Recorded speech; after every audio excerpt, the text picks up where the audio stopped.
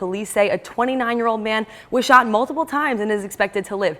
2 days ago, 23-year-old Darren Rosa died in a shooting just a short walk away here on Bellevue Avenue. Police have not made arrests in either case and say it is unclear if the shootings are connected. There was also rain that caused major damage to the inside. I spoke to the business owner today. Now, the good news is that nobody was hurt. He says that that is the most important thing. A series of local vaccination sites are set to open in the next few weeks in areas where vaccination rates are lower than the statewide average. She was a freshman, so she's somebody who Coach Quentin Hillsman could have really built his entire program around, develop her into a star, but it's not going to happen. Well, wherever she goes, we wish her luck, but we hope it's not an ACC school so we don't have to face her again. In spring, we think March Madness, baseball, and lacrosse. But in a year where nothing is normal, why not football in March? The story of the game today was Colgate's Cara O'Reilly. She was an absolute force on the draw circle, helping her team to win 19 of 25 total draws. According to Johns Hopkins University, less than 1% of South Africa's population is fully vaccinated. Nigeria is Africa's largest country, housing more than 200 people, with only 0.1% of that population being fully covered.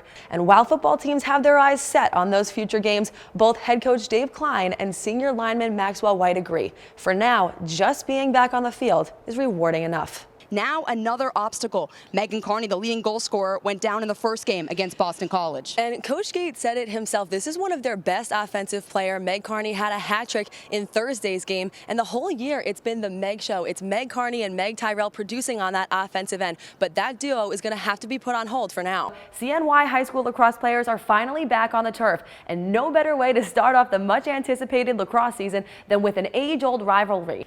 Samantha, I got to take a deep breath. That was a crazy finish, and who else to finish it off? Erin Matson. And you kind of knew that that was going to happen, but it's still nice to see her just write her own story. You know, such an awesome season, and what a great way for her to end it. Kind of a feel-good win for the entire team heading into the postseason. Many people question whether or not Syracuse men's basketball even deserved a spot in the NCAA tournament this year.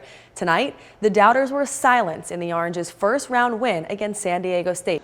Eating donuts is easy.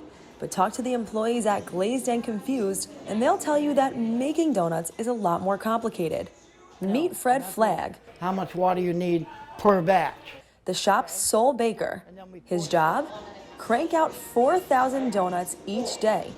He always gets it done, but it requires waking up long before the average person opens their eyes. On the weekend, I'll probably start at 1 o'clock in the morning, 2 o'clock in the morning. Earlier than you'd expect?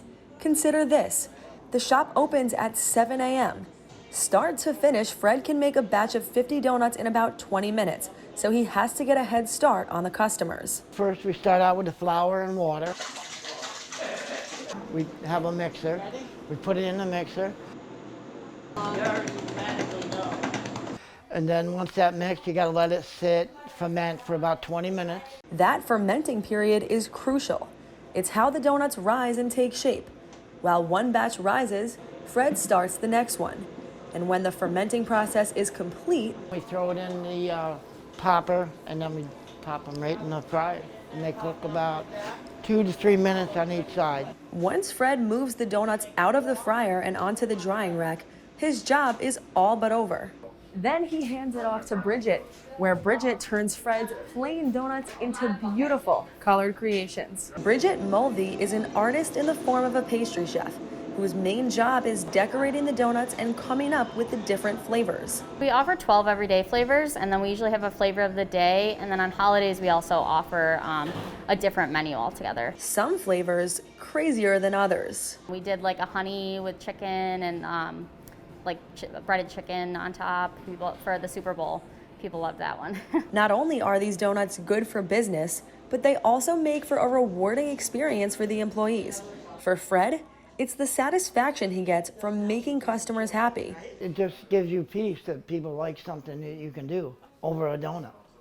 You know what I mean? For Bridget, it's using pastry art to express herself. I always wanted to be an artist when I was younger, and this is kind of like my form of being an artist. The next time you go to eat a donut, just remember to think about how much time and energy went into making them. Samantha Croston, NCC News.